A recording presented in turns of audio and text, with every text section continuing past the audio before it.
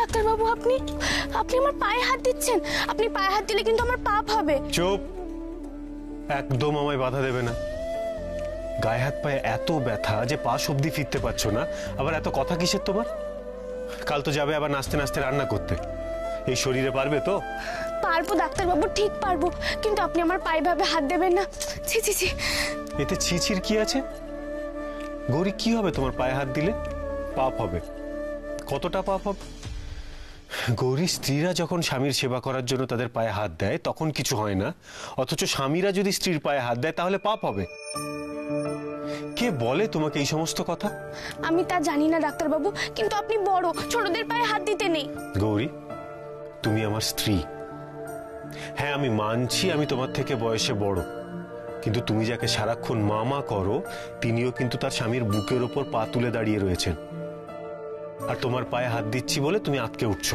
ডাক্তারবাবু, আপনি যেসব কি বলেন না। গৌরী, পাকামোটা বন্ধ করো। আমার শরীর খারাপ হলে তুমি যেমন আমার সেবা করো, আমিও ঠিক সেইটাই করছি। তাই আর একটা কথা না বলে বা শুয়ে পড়ো। আমি আর একটা কথা শুনতে চাই না গৌরী।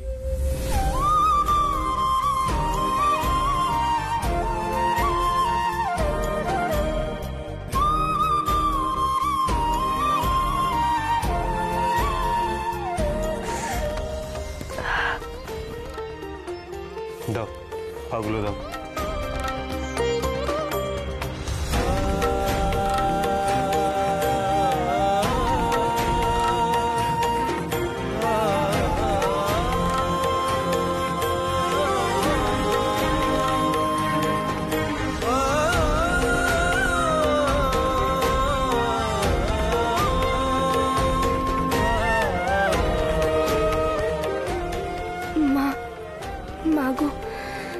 আমি কি পুণ্য করেছি জানি না মা, তবে তোমার দয়ায় আমি ডাক্তারবাবুর মতো মানুষকে স্বামী হিসেবে পেয়েছি।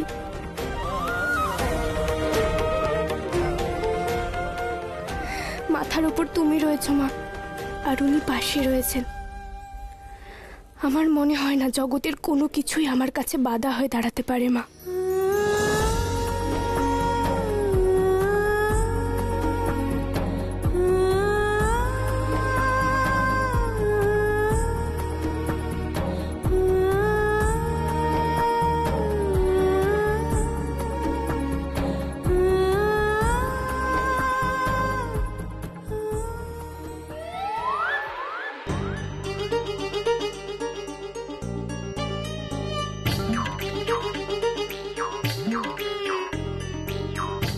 মাধুরী এখানে কি করছে?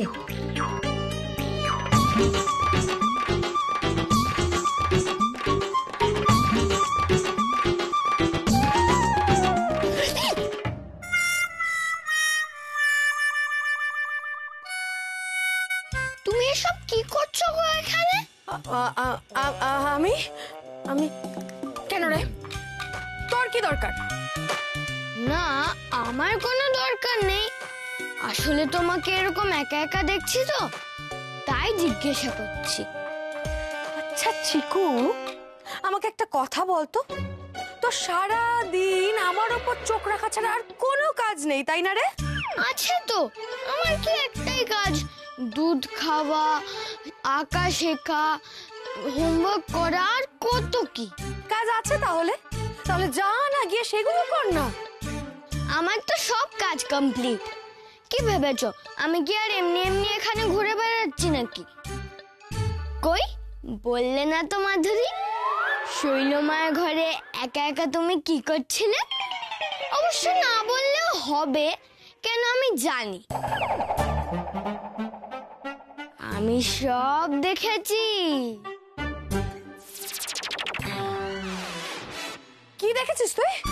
এই যে তুমি একটা সায়েন্টিফিক এক্সপেরিমেন্ট করছিলে কি শৈলমার ঘরের জিনিস নিয়ে। কি করে বুঝলাম বলো তো, বলো। কি কি করে? এই যে তোমার হাতে গ্লাভস আছে। সায়েন্টিফিক এক্সপেরিমেন্টে এভাবে সবাই হাতে গ্লাভস পরে থাকে। কি ঠিক বললাম তো? এই শোন, ঠিক কি ভুল না সেটা জেনে তোর কোনো লাভ নেই।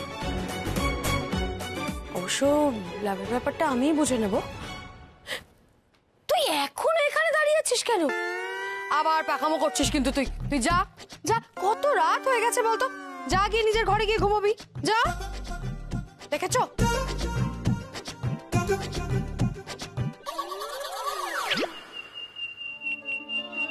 সত্যি আমরা কত ভাগ্যবান বলতো।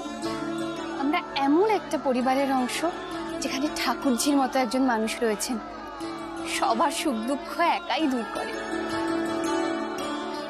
হ্যাঁ, সে তো বটেই। সেই জন্যই তো এত বড় অনুষ্ঠান, এত বড় আয়োজন, এত ভক্তরা এসছেন। তারা তো শুধু মা ঘোমটাকালীকে দর্শন করতে আসেননি, আমাদের শৈলকেও দর্শন করতে এসছে। হ্যাঁ বাবা, মানুষের ভক্তি শ্রদ্ধা দেখে আমার মনটা ভরে যাচ্ছে গো।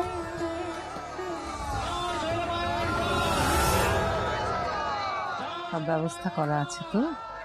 হ্যাঁ মা, যে কাগজে উঠুক আপনি শুধু কৃষ্ণনাথ অধিকারী বলবেন। মুর্শিদাবাদে অনেক জমি, ওর কষ্ট দূর করতে পারলে আমাদের প্রচুর লাভ। আর ওর কষ্টটা কি আমি তোমায় বলে দিচ্ছি।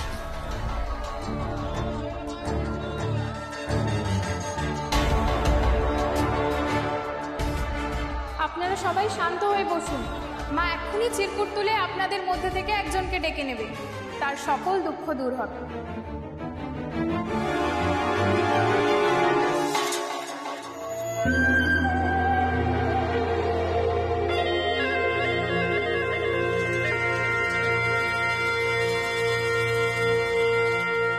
কৃষ্ণনাথ অধিকারী। আমি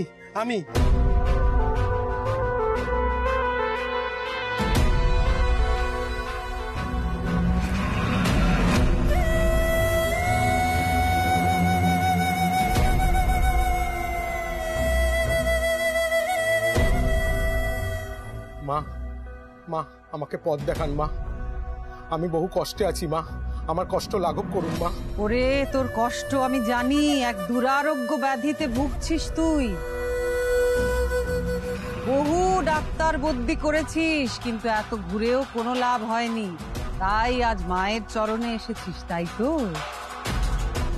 মা, আপনি তো অন্তর্যামী মা, আপনি সব জানেন। আমি আর সহ্য করতে পারছি না মা। ওরে, তোর আর কোনো চিন্তা নেই। মায়ের চরণে যখন ঠাঁই পেয়েছিস, তোর আর কোনো দুঃখ থাকবে না। রোগ নিরাময়ের জন্য আমি নিজে হাতে আশীর্বাদী পথ্য বানাবো। সেই পথ্য খেলে তোর আর কোনো রোগ, কোনো ব্যাধি থাকবে না রে। কিন্তু একবার খেলে হবে না, সপ্তাহে একদিন করে আসতে হবে, এবং যতদিন না রোগ নিরাময় হচ্ছে ততদিন এই পথ্য খেয়ে যেতে হবে রে তোকে। আসবো মা, নিশ্চয়ই আসবো। আপনার শ্রীচরণে যখন একবার ঠাঁই পেয়েছি, আপনি ছাড়া যে আমার আর গতি নেই মা। কিন্তু মা তো জিজ্ঞেসই করলেন না অসুখটা কি, আর কি পথ্য দেবেন সেটা সকলকে বলে দিলে তো অন্যদেরও উপকার হতে পারতো।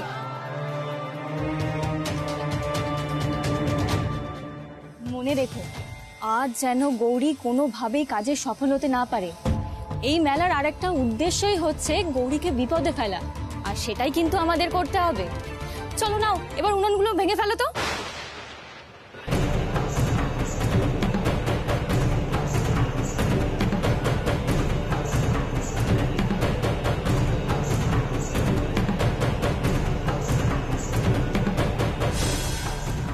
নাও নাও, ওই কাঠগুলো এবার জল দিয়ে ভিজিয়ে দাও তো। এবার দেখবো গৌরী এই ভাঙা উনুন আর ভেজা কাঠে কিভাবে সময়ের মধ্যে ভোগ রান্না করে।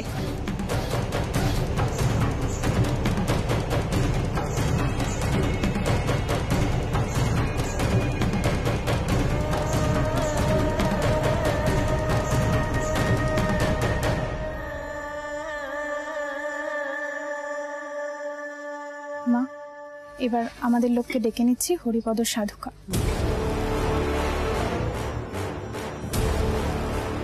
জয় ঘোমটা কালীর জয়। হরিপদ সাধুকা। হরিপদ সাধুকা মঞ্চে আসুন। চোখে দেখতে পান না?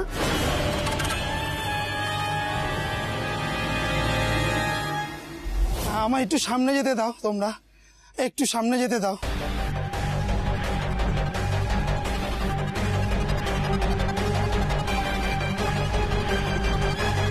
সরো।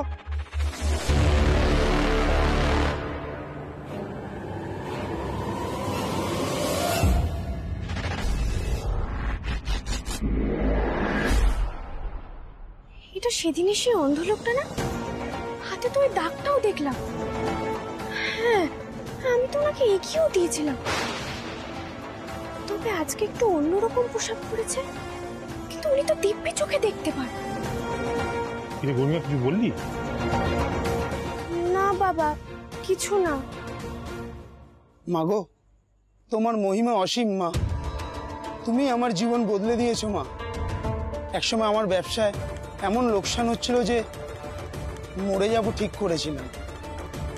ভাগ্যক্রমে তোমার চরণে ঠাঁই পাই। মাগো, তোমার এই পবিত্র চরণ দুটি আমার মাথায় একবার ছোঁয়াও মা, তাতেই আমার শান্তি।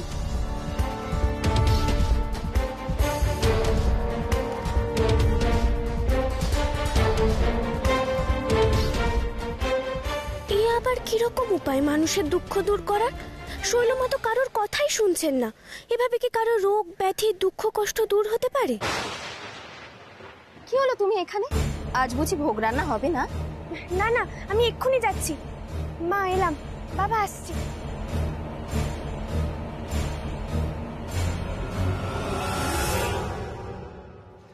আজ অনেক দেরি হয়ে গেল, তাড়াতাড়ি রান্না চাপাতে হবে।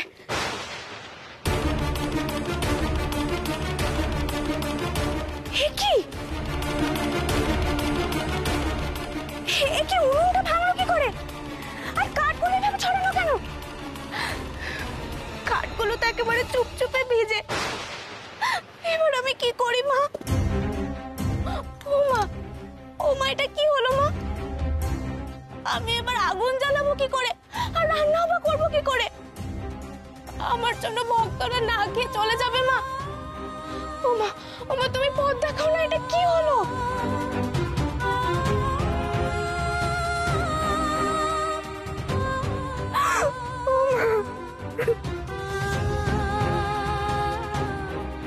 ও মা, একে গৌরী, তুমি কাঁদছো কেন?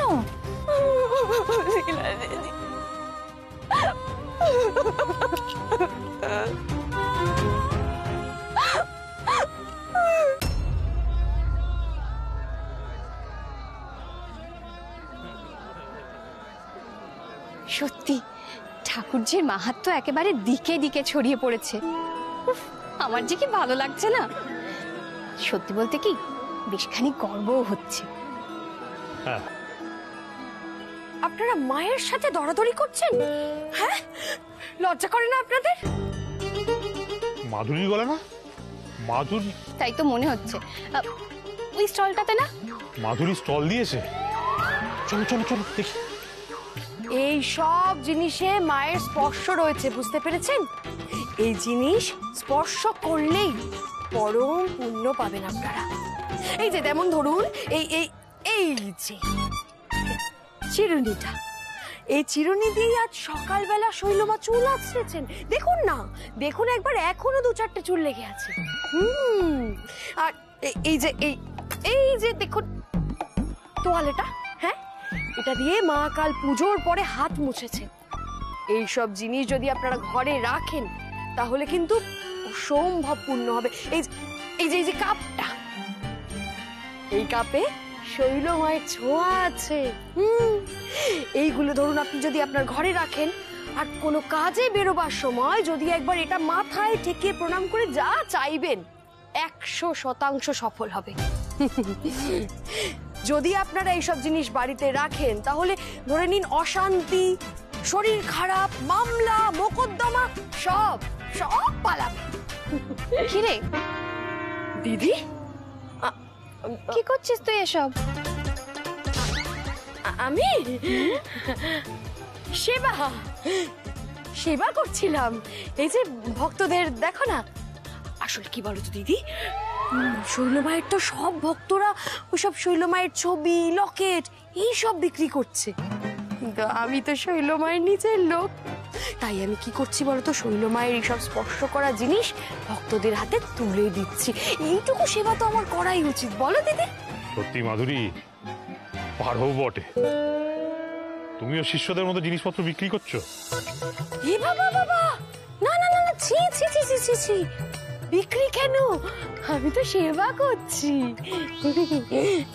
ও, সেবা করো, সেবা করো, আমরা যাই, চলো। আমাদের আর তাহলে দাম দিতে হবে না? ইস, শখ কত! এইসব জিনিস কি এমনি এমনি পাওয়া যায়? হ্যাঁ, পুরো দাম দিতে হবে। সবাই দেখছি এই সুযোগে 2 পয়সা কামিয়ে নিচ্ছে, আমি বা সুযোগটা ছাড়বো কেন? এটা কি মায়ের চুল? কত দাম? কোনটা কোনটা? হ্যাঁ, এইটা তো একদম টাটকা চুল, আজ সকালবেলায় সংগ্রহ করা। এটার দাম হচ্ছে 1 প্যাকেট 10,000। 10,000? হ্যাঁ, 10,000। এই চুল ঘরে রাখলে রোজ যদি আপনি ধূপ ধুনো দেন, তাহলে কিন্তু মায়ের কৃপায় লক্ষ্মী একেবারে অচলা থাকবে। আর এত কম দামে এই জিনিস আপনারা পাবেন না। এই গৌরী, প্লিজ কেঁদো না, এইভাবে কান্নাকাটি করতে আছে নাকি? এখন কান্নাকাটি না করে আমাদের ভাবতে হবে যে এই সমস্যার সমাধান আমরা কি করে করব। দাঁড়াও, আমি দেখছি কোথাও থেকে যদি একটু শুকনো কাঠ জোগাড় করতে পারি। না না, আমাকে হাল ছেড়ে দিলে হবে না, আমাকে ভোগ রান্না করতেই হবে, যে করে হোক ভোগ রান্না করতে হবে। একটা কাজ করি, আগে উনুনটা ঠিক করি। একদমই তাই।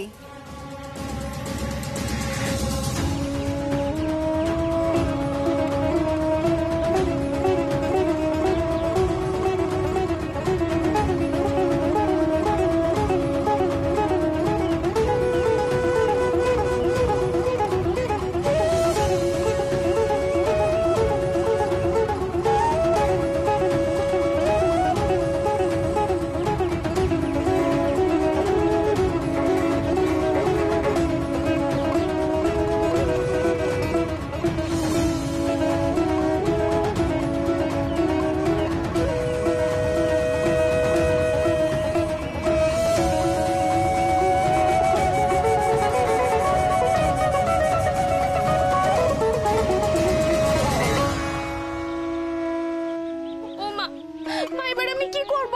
এই যে ভেজা উনুন কিছুতেই জ্বলছে না, এবার আমি কি করে রান্না করব? মা, ও মা, কিছু করো তুমি। গৌরী, এই কয়েকটাই কাঠ জোগাড় করতে পেরেছি, আমি উনুনটা ধরিয়ে দিই? না না বলা দিদি, আমি পারবো, থাক। হ্যাঁ, সে তো পারবেই, কিন্তু হাতে তো আর বেশি সময় নেই। সময় কি তোমার জন্য বসে থাকবে গৌরী? এই গৌরী, আমাদেরকে একটু সাহায্য করতে দাও না, তুমি এভাবে বাধা দিও না গো। না নীলা দিদি, আমি বাধা দিচ্ছি না গো, কিন্তু আমি যে নিরুপায়, যে একমাত্র ভোগ রাধার অধিকারী, সেই সব করতে পারবে। কাকে শুনলে না ভার্গবীদি বললো, কিন্তু ওরা যদি জানতে পারে তোমরা আমাকে সাহায্য করছো, তাহলে কিন্তু রক্ষে থাকবে না। গৌরী, চুপ করে আমার কথা শোনো, আমি তোমার দিদি হই না? হোক তুমিই রান্না করবে, আমরা শুধু হাতে হাতে একটু তোমায় সাহায্য করে দেবো, আর কিচ্ছু না। আর বিশ্বাস করো, কেউ কিচ্ছু টের পাবে না। কি করি, আমি শাকটা ধুয়ে দিচ্ছি। এই দিবাই, দিবাই তুই রাখ, আমি আর গৌরী করে দিচ্ছি, তুই রাখ। গৌরী চলো। গৌরী, এই যে কাঠগুলো দাও দাও দাও।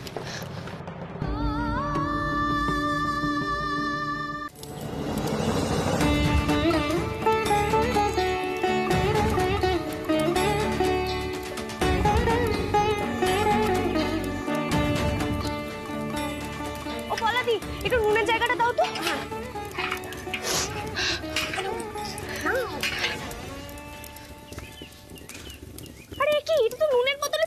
করছো? ও পালাবি, নুনের বোতলে চিনি। এই যা, তার হতে ভুল করে ফেলেছি। ভাগ্যিস তুমি দেখলে, নইলে যে কি হতো। মাই ভোগ সামনে নিয়েছে গো মায়ের। কিন্তু গৌরী, রান্না হতে তো সময় লাগবে, সেই কাজটা তো আর তাড়াতাড়ি হবে না। তরকারি সেদ্ধ হতে তো একটা মিনিমাম টাইম লাগে। কি করে কি হবে আমি বুঝতে পারছি না। জয়ন্তী, চলো ভোগের দিকটা একবার দেখে আসি।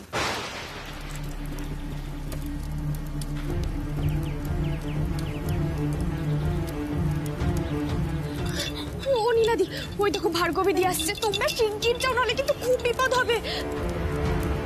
বুঝলে জয়ন্তী, এতক্ষণে বোধহয় সব রান্না হয়ে গেছে, শুধু পরিবেশন করার অপেক্ষা।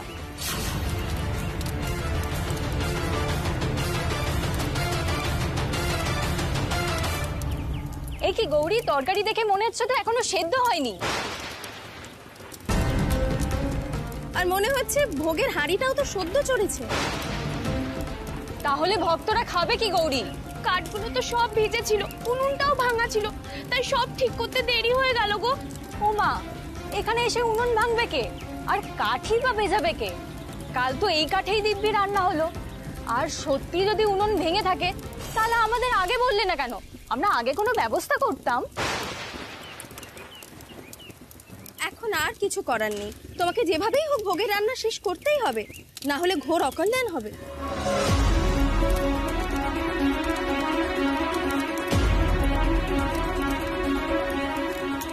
গৌরীর মুখটা একবার দেখেছো?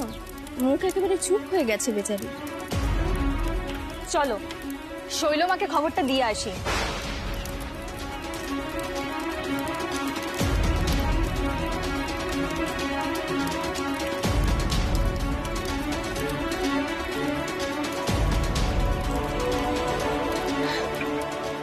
মাগো, মাগো, এখন আমি কি করব মা?